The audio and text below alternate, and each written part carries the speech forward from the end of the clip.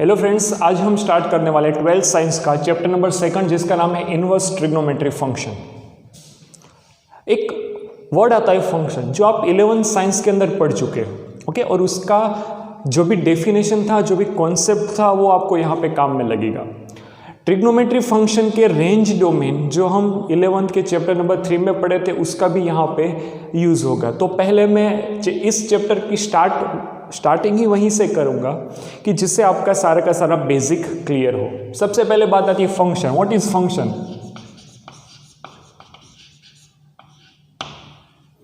Function is a one kind of relation. Okay, suppose two non empty set हो A B. Set A का हर एक element set B के element के साथ यूनिक इमेज देना चाहिए। यूनिक इमेज मतलब क्या कि अगर मैं यहाँ पे मिरर रखूँगा तो सेट ए का हर एक एलिमेंट बी के साथ कोई ना कोई एलिमेंट के साथ जुड़ा होना चाहिए। सेट ए का कोई बाकी नहीं बचना चाहिए, सेट बी का बचेगा तो चलेगा। ओके, तो यहाँ पे अगर मैं मिरर रखता हूँ तो सपोज ऐसा है, तो ये क्या हो गया फ्रेंड्स? फंक्शन हो गया। क्या हो गया? फंक्शन। ओके, चलिए और एक एग्जांपल लेते हैं।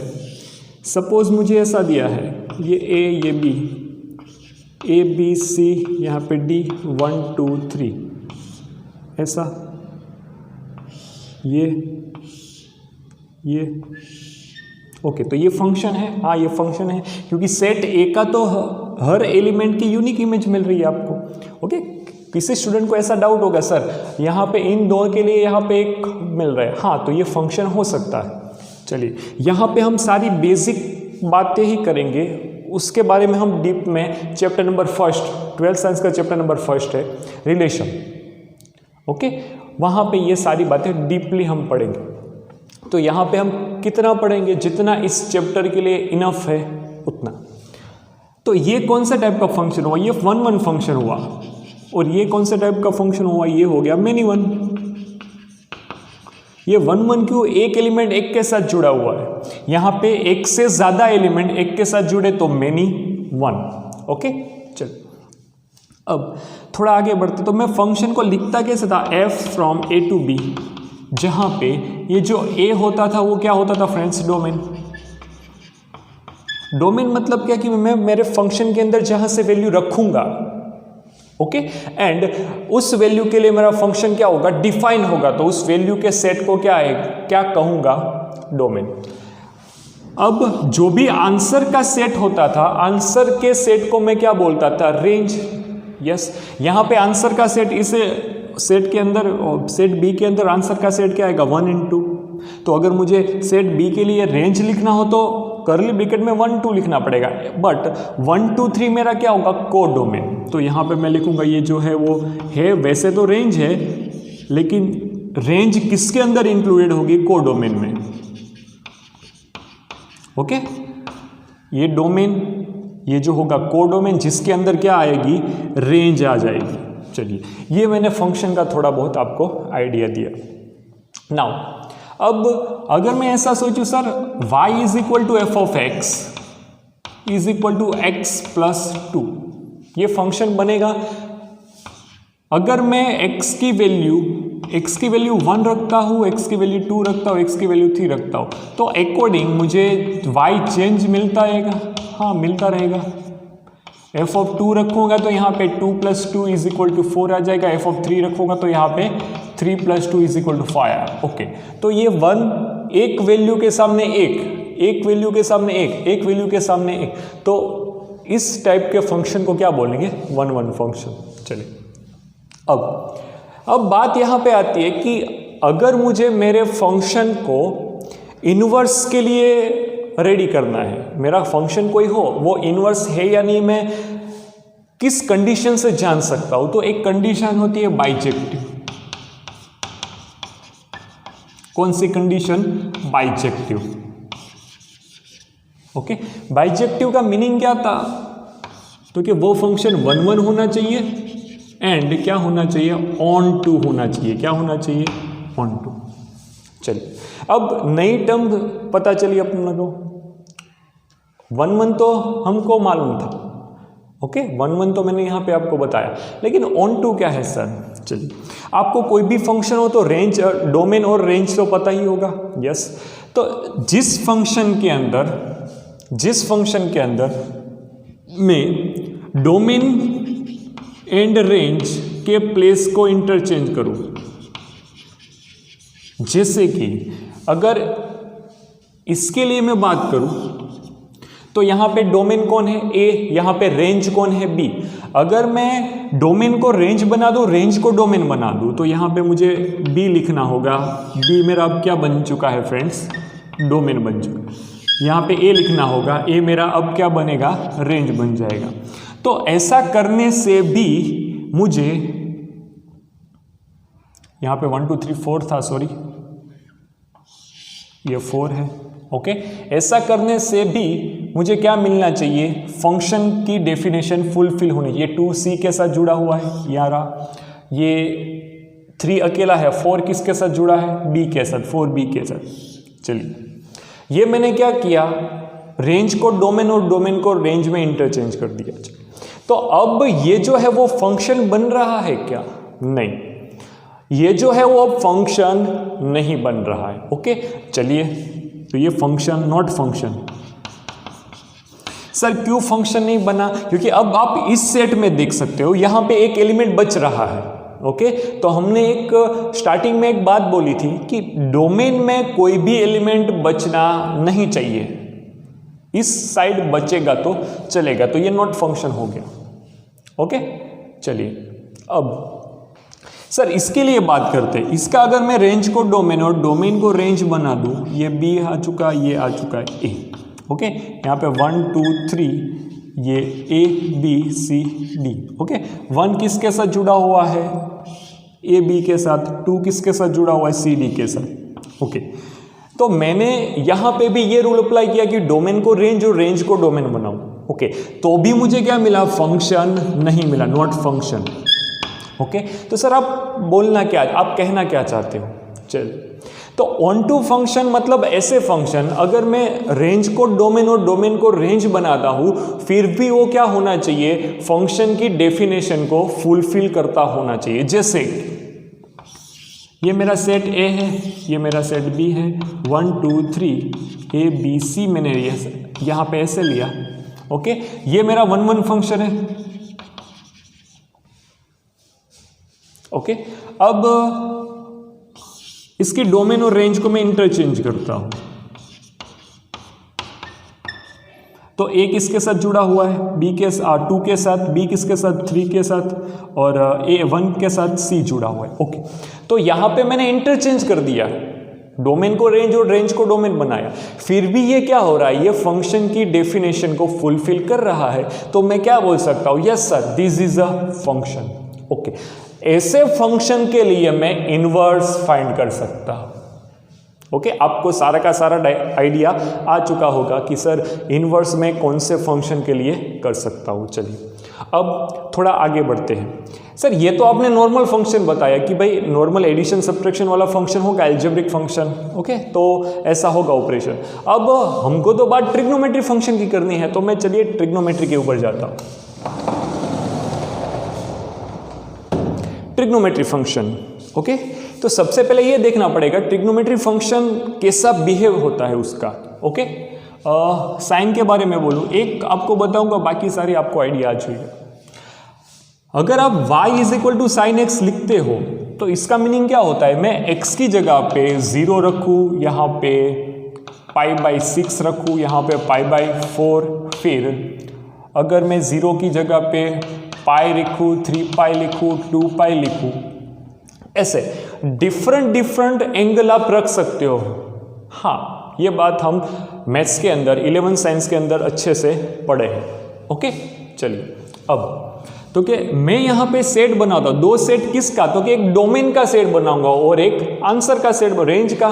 तो अगर मैं x की वैल्यू 0 रखता हूँ, ओके, तो y is equal to sine 0 हो जाएगा। साइन 0 क्या होता है फ्रेंड्स? 0। अगर मैं x की वैल्यू π/6 रखूंगा तो मुझे आंसर क्या मिलेगा? 1/2। ओके, यहाँ पे ऐसे टेबल बना देते हैं। चलिए, x की वैल्यू π/4 रखूंगा तो 1/√2 आ जाएगा। x की वैल्यू अगर पाई रखूंगा तो 0 मुझे मिलेगा, 3 पाई रखूंगा तो भी 0 मिलेगा, 2 पाई रखूंगा तो भी क्या मिलेगा, 0 मिल जाएगा। ओके, x की वैल्यू अब यहां पे देख सकते हो मैंने वैल्यू क्या रखी, 0, pi by 6, pi by 4, pi, 3 pi by 2, 2 pi. Okay, तो मैं ये वैल्यू तो वैसे इनफाइनाइट तक आप कोई भी एंगल ले सकते हो, लेकिन जस्ट आपको ये कॉन्सेप्ट प्रूफ करने के लिए ये 4-5 वैल्यू ली है। ओके, तो सेट ए मतलब मैंने जो डोमेन लिया, डोमेन क्या लिया, 0, पाई बाई 6, ऐसी सारी वैल्यू, यहाँ पे 0, यहाँ पे पाई बाई 6 रखता हूँ, यहाँ पे पाई रखता हूँ, ऐसे 3 पाई रखूँगा, यहाँ पे पाई बाई 4, ठीक है, 2 पाई। आप नेगेटिव एंगल भी ले सकते हो, पॉजिटिव एंगल भी ले, कोई भी, यहाँ पे 0 रख दिया, 1/2, 1/√2। ओके, और कोई 1 लिख देता हूँ, चलिए। ओके, साइन अगर पाई बाई 4 मैंने लिया तो आंसर क्या आ गया, 1/√2। यस, पाई बाई 6 लिखा तो आंसर क्या आ रहा था, 1/2। 0 रखा तो आंसर मिल रहा था 0, पाई रखा तो भी आंसर मिल रहा था 0, हाँ, 2 पाई रखा तो भी आंसर मिल रहा था 0, 3 पाई रखा तो भी आंसर मिल रहा था 0। इन शॉर्ट साइन फंक्शन तो है, साइन फंक्शन तो है, लेकिन ये कौन से टाइप का फंक्शन हो गया, मेनी वन फंक्शन हो गया। कौन सा, मेनी वन फंक्शन। यस, चलिए साइन की बात करो, वैसे भी आपको ये कॉन्सेप्ट बेसिक बात तो पता ही होनी चाहिए कि साइन जो है वो 2 पाई एंगल के बाद चेंज हो, मतलब रिपीट होने लगता है। ओके, कैसे, ये मैंने यूनिट सर्कल ड्रॉ किया, यहाँ पे 0, यहाँ पे पाई, यहाँ पे 2 पाई। साइन 0 के ऊपर जो वैल्यू होगी, ओके, वही वैल्यू 2 पाई के ऊपर होगी।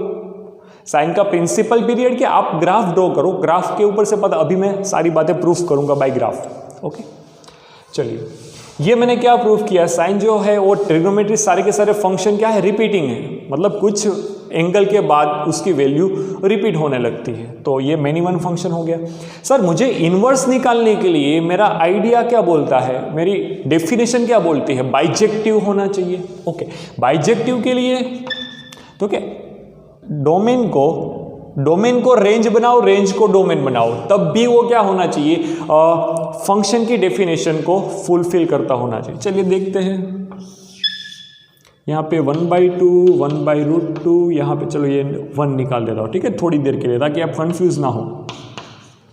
ये b हो चुका है, ये a, यहाँ पे पाई बाई 6, यहाँ पे पाई बाई 4, 0, पाई, 2 पाई और 3 पाई, ठीक है। चलो, पाई बाई 6 किसके साथ जुड़ा था, 1/2 के साथ, ये 1/√2 के साथ, और ये किसके साथ, 1, 2, 3, 4, ऐसा ही हुआ ना। अगर मैं कुछ अलग नहीं किया, ये जो फंक्शन था अपना साइन जो था वो मेनी वन फंक्शन है, तो इस ऐसा होगा तो मैं इसकी मदद से ऐसा डायग्राम ड्रॉ कर सकता हूँ। और मुझे बाइजेक्टिव प्रॉपर्टी प्रूफ करनी है अगर, तो मैं क्या करूँगा, एक बार ऑन टू फंक्शन के लिए ट्राई करूँगा। ऑन टू फंक्शन मतलब रेंज को डोमेन और डोमेन को रेंज बनाए। सर अब जो है वो ये फंक्शन की डेफिनेशन को फुलफिल नहीं कर पा रहा है। कैसे, एक एलिमेंट की कितनी इमेज मिली, 4 इमेज में। ऐसे आगे बढ़ोगे तो यहाँ पे 4 पाई लिखोगे, यहाँ पे 5 पाई 6 पाई, मतलब 0 के ऊपर तो ये सारी वैल्यू ही आएगी। हाँ, तो ये है वो नॉट फंक्शन। ओके, तो अब तो मुश्किल की घड़ी आ चुकी है कि ट्रिग्नोमेट्री फंक्शन जो होता है वो इन्वर्स होने के लिए तो कोई लायक नहीं है। क्यों? क्योंकि ये मेनी वन फंक्शन है, और मेनी वन फंक्शन अभी मैंने ऑन टू का जो भी कंडीशन है वो चेक की, तो वो फुलफिल नहीं बन रहा है, फंक्शन नहीं बन रहा है। ओके, तो इस सिचुएशन में हमको क्या करने का आइडिया आया, इस सिचुएशन के अंदर हमको अगर साइन का जो ओरिजिनल डोमेन है, ओके, उस डोमेन को मैं रिस्ट्रिक्ट कर दूं, रिस्ट्रिक्ट मतलब उस डोमेन को मैं पर्टिकुलर किसी छोटे इंटरवल के लिए डिवाइड कर दूं, ओके, और उसके अंदर साइन का नेचर देखो। अगर उसके अंदर वो साइन बाइजेक्टिव बनता है, मतलब 1 1 ऑन टू दोनों कंडीशन को फुलफिल करता है, तो मैं बोल सकता हूं कि भाई साइन जो है वो इनवर्स बनने के लायक है, और साइन इनवर्स का हम यूज कर सकते हैं। ओके, चलिए वो प्रूफ करते हैं। अब मैं सारे के सारे ट्रिग्नोमेट्री फंक्शन के ग्राफ्स, फिर रिस्ट्रिक्ट करने के बाद उसका डोमेन क्या आएगा वो, एंड इनवर्स का डोमेन रेंज, सारी के सारी 6 के 6 इनवर्स फंक्शन के यहाँ पे डोमेन और रेंज कैसे प्रूफ करते वो मैं आपको यहाँ पे दिखाने वाला हूँ। ओके चलिए, तो sine, sir normal sine function का डोमेन क्या होता है? नॉर्मल साइन हम 11 तक पढ़े हैं तो नॉर्मल साइन फंक्शन का डोमेन R था और रेंज क्या थी फ्रेंड्स? रेंज थी -1 से 1। कैसे -1 से 1? आप साइन के अंदर कोई भी एंगल डाल के देख लो, ओके उसका आंसर का सेट क्या मिलेगा? -1 से +1 के बीच में ही मिलेगा। चलिए अब तो मैं यहां पे साइन का ग्राफ ड्रॉ कर रहा हूं।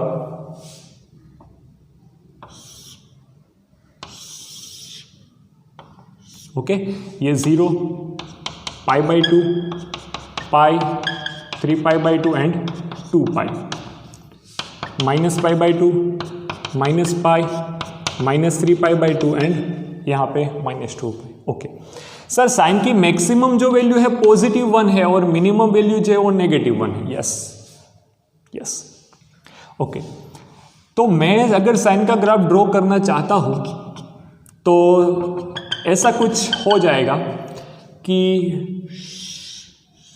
ये ओके यहाँ पे 2π को थोड़ा यहाँ पे देते हैं।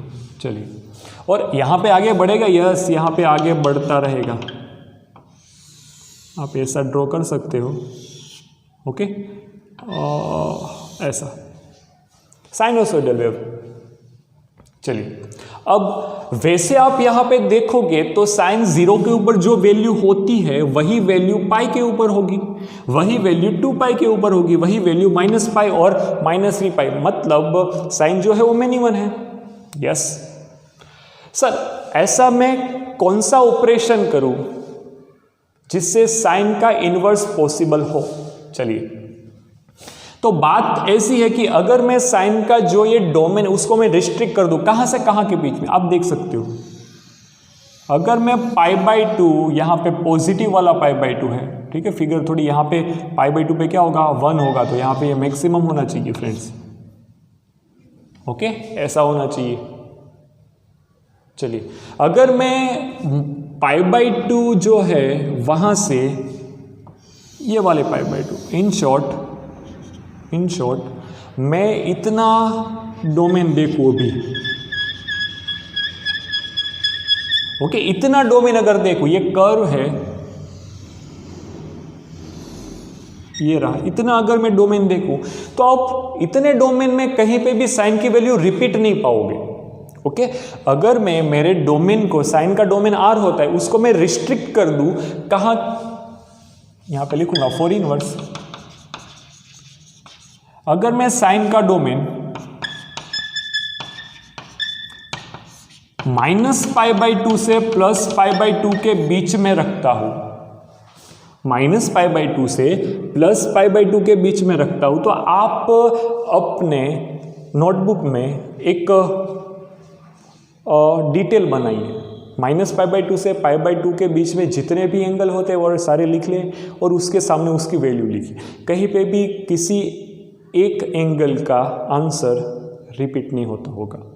ओके प्लस माइनस हो सकता है, इसका प्लस आया तो इसका माइनस, तो मतलब कहीं पे भी साइन की वैल्यू इतने इंटरवल में रिपीट नहीं होगी। तो सर सिर्फ इतना इंटरवल नहीं, अगर मैं π/2 से लेके ये जो है 3π/2, कौन सा यहाँ पे लिखता हूँ, π/2 से लेके 3π/2 लूँ।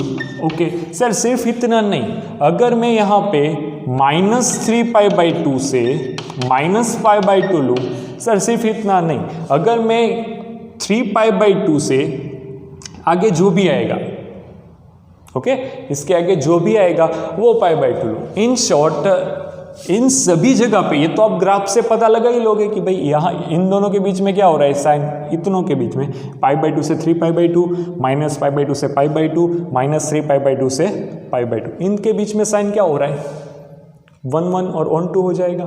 तो हम प्रिंसिपली कौन सी वैल्यू लेंगे, -π/2 से +π/2। ओके चलिए, तो अब अगर मैं साइन का डोमेन क्या लेता हूँ फ्रेंड्स, -π/2 से +π/2 लेता हूँ, तो मुझे रेंज क्या मिलेगा, रेंज तो -1 से 1 के बीच में ही आएगा कंपलसरी, क्योंकि आप यहाँ पे कोई भी वैल्यू डाल के देख सकते हो। यहाँ पे मैक्सिमम वैल्यू +1 होगी, यहाँ पे मैक्सिमम मिनिमम वैल्यू क्या होगी -1। ओके, तो अगर मुझे इन्वर्स फाइंड करना है तो मैं साइन का डोमेन और रेंज इस लेवल पे आके रखूंगा। सर अब तो इन्वर्स पॉसिबल है, यस। तो अब मैं आपको इन्वर्स के बारे में लिखते कैसे वो बता रहा हूँ। चलिए, तो सबसे पहले किसी का भी इन्वर्स लिखने के लिए कोई भी फंक्शन, ट्रिग्नोमेट्री फंक्शन का इन्वर्स साइन इन्वर्स ऐसे लिखेंगे, ओके, कॉस इन्वर्स ऐसे लिखेंगे, या फिर टेन इन्वर्स ऐसे। यहाँ पे XYZ एंगल जो भी हो वो बात की बात है। या फिर मैं आर्क, कहीं जगह पे आर्क साइन लिखा होगा, आर्क कॉस लिखा होगा, आर्क टेन लिखा होगा, इसका मीनिंग भी क्या होता है, इन्वर्स। लेकिन हम अभी इसको कई कॉम्पिटिटिव एग्जाम की बात कर रहे हो, वहाँ पे कहीं पे आर्क भी लिखा हो सकता है, ठीक है। हम किसको कंसिडर करेंगे, इसको। तो कोई बंदा ऐसा ना समझे sir sine inverse is equal to 1/sin, नहीं, ये नहीं होता है, ओके। या फिर साइन की -1 पावर ऐसा भी नहीं होता है। साइन इनवर्स मतलब एक पर्टिकुलर कॉन्सेप्ट है जो कि बाइजेक्टिव फंक्शन को कंपलसरी होना पड़ेगा। किसी भी ट्रिग्नोमेट्री फंक्शन का इनवर्स बनने के लिए बाइजेक्टिव कंडीशन को फुलफिल करना होगा, ओके, तभी जाके मैं इनवर्स लिख सकता हूं। तो आप इसको ऐसे नहीं लिख सकते हो, आपको इनवर्स के रूप में ही लिखना पड़ेगा, साइन इनवर्स के रूप में, ओके। अगर साइन इनवर्स मैंने एरिया रिस्ट्रिक्ट कर दिया है तो साइन इनवर्स का डोमेन क्या आ जाएगा।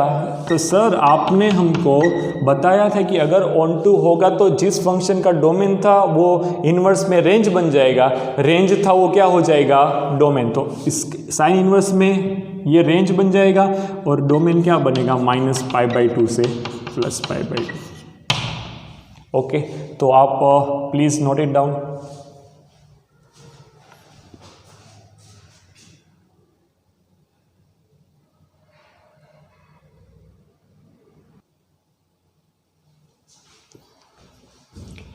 हमने साइन का और साइन इनवर्स का रेंज डोमेन क्या होता है, सारी की सारी बातें मैंने आपको प्रूफ करके बताई। अब बारी आती है कॉस की। नॉर्मल अगर कॉस फंक्शन होगा तो उसका डोमेन क्या मिलेगा, सर उसका डोमेन भी तो R था, एंड रेंज क्या होगा, रेंज विल बी -1 to 1। चलिए, हाँ ये हमको थोड़ा बहुत पता है, ओके। मैं कॉस का ग्राफ यहां पे ड्रॉ करके आपको बता रहा हूं। ये है 0, यहां पे π/2, यहां पे पाई, यहां पे 3π/2, यहां पे 2π, यहाँ पे -π/2, -π, -3π/2 एंड यहाँ पे आगे जाएगा तो -2π, उसकी हमको ज़रूरत नहीं। चलिए सर, कॉस में भी +1 मैक्सिमम नंबर होता है, -1 क्या होता है, मिनिमम नंबर होता है, यस।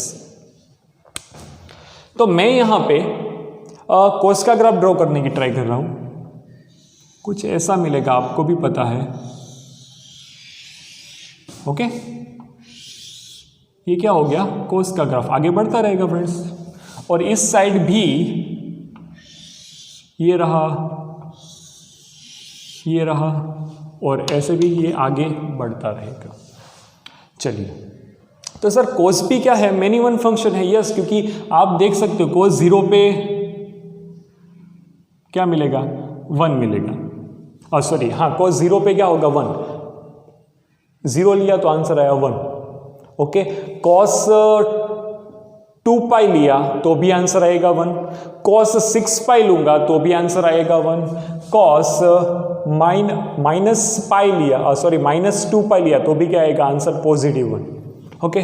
चलिए, तो इस सिचुएशन में मैं कॉस को इनवर्स नहीं बना सकता, तो क्या करना पड़ेगा, उसके डोमेन को मुझे रिस्ट्रिक्ट करना पड़ेगा। कैसे, उसके लिए मुझे यहां पे देखना है कि सर अगर मैं इतना पोर्शन देखूं, देखिए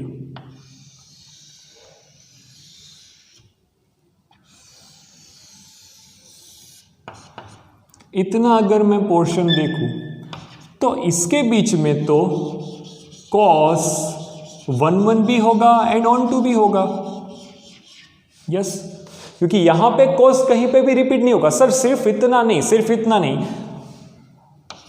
यहाँ पे भी देख सकते हो, पाई से 2 पाई के बीच में, 0 से पाई के बीच में, पाई से 2 पाई के बीच में, माइनस पाई से यहाँ पे भी।